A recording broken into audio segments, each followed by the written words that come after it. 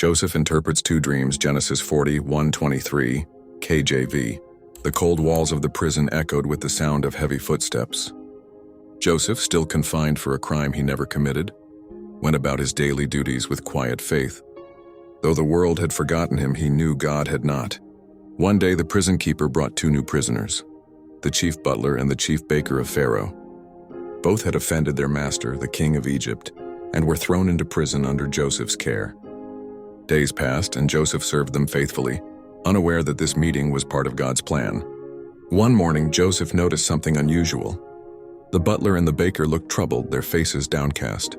Gently, Joseph asked, "Why do you look so sad today?" They replied, "We have dreamed a dream, and there is no interpreter." Joseph, full of faith, said, "Do not interpretations belong to God? Tell me your dreams, I pray you." The chief butler spoke first. "In my dream, a vine was before me. On the vine were 3 branches.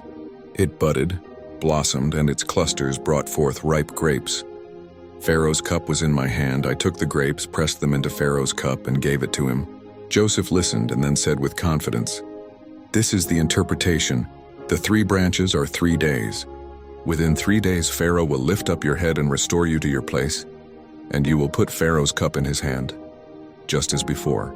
Hope flickered in the butler's eyes. Joseph then added, "But think on me when it shall be well with you.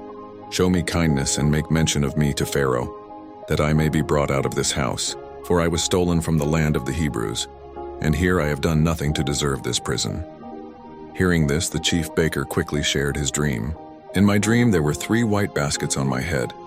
In the top basket were all kinds of baked goods for Pharaoh, and the birds ate them out of the basket on my head." Joseph's face grew solemn.